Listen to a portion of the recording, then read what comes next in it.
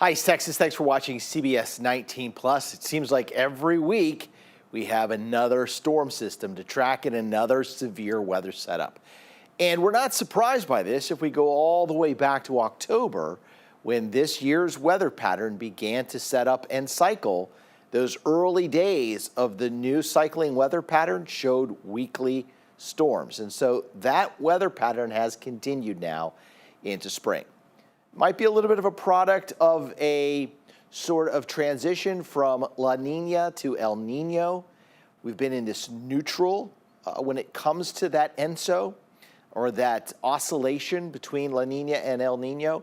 So we're in that neutral right now, headed toward El Nino. And because we're in that neutral sort of holding pattern, that tends to give us stormier weather. And so that's what we've been experiencing here over the last several weeks, going all the way back to last fall, and continues this week. So another storm means unsettled weather ahead for us. We'll have an area of low pressure here in the Oklahoma Panhandle, some swift winds aloft that help to lift air off the surface. As it does, we have the chance for severe thunderstorms. This time, it really moves into East Texas Wednesday in two rounds.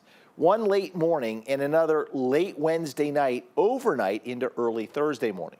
Right now, it's a slight risk of severe weather for places such as Tyler, Longview, Henderson, Jacksonville, and Carthage. Deep East Texas currently under a marginal risk of severe weather. The difference, scattered severe thunderstorms in yellow, isolated severe thunderstorms in green. Severe weather risk is therefore a low risk of flash flooding, an elevated risk for wind in this scenario setting up for us Wednesday night. Large hail and tornadoes also on the low side, but they are present in terms of threats.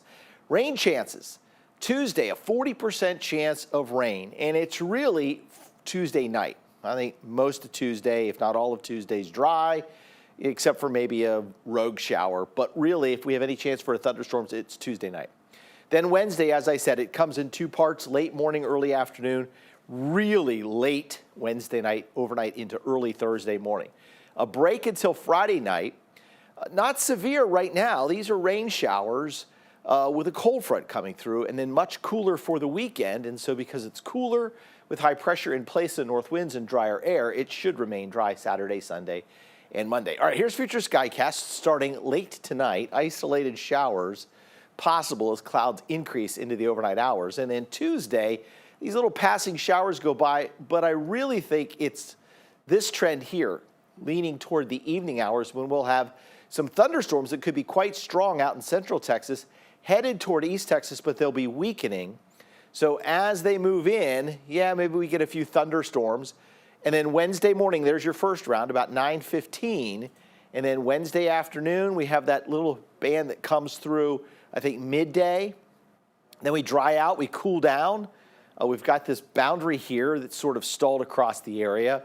And then late Wednesday night, notice the time, close to 11 o'clock, Longview, Tyler, Palestine, and on the leading edge, these are some very strong gusty winds that take till 2 or 3 in the morning, or even later than that to get out of deep East Texas. And then Thursday, it's cloudy and still humid with temperatures in the lower 60s. All right, let's check out our rainfall reports. Again, we're measuring since March 1st. That is considered the climatological or meteorological spring season.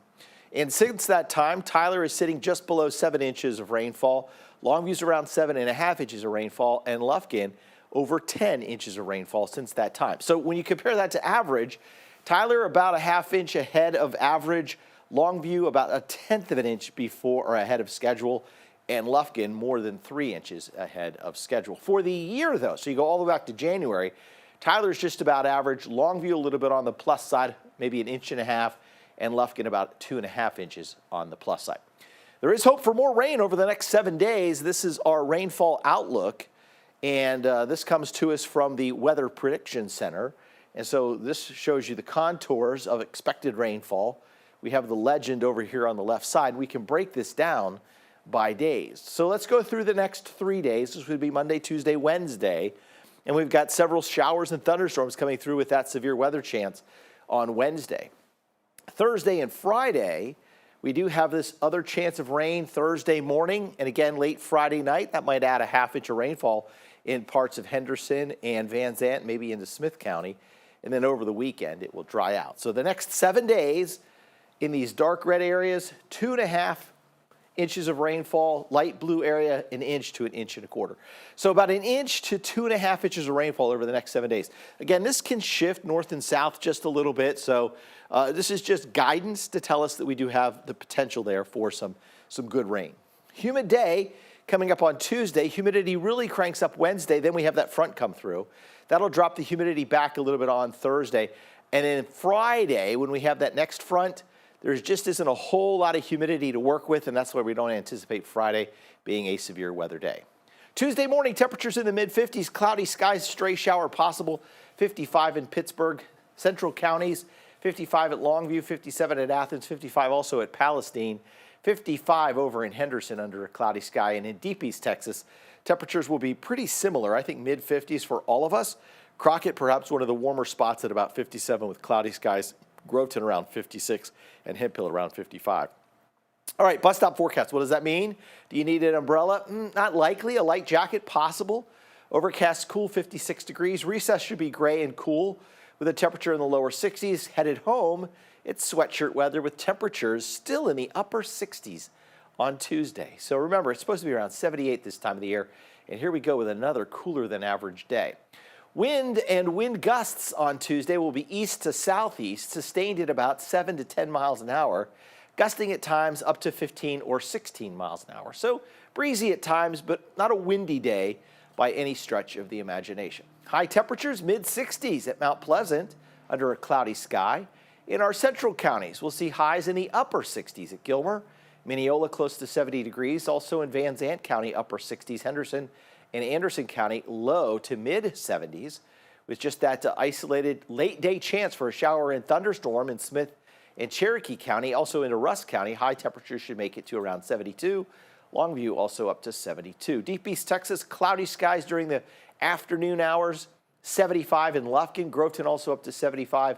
Nacogdoches up to 73, and Jacksonville up to 72 degrees. Here's your Bill Scott and White Texas Spine and Joint Hospital 10-day forecast. So a warm front on the way tomorrow, and that arrives late tomorrow night with some isolated thunderstorms.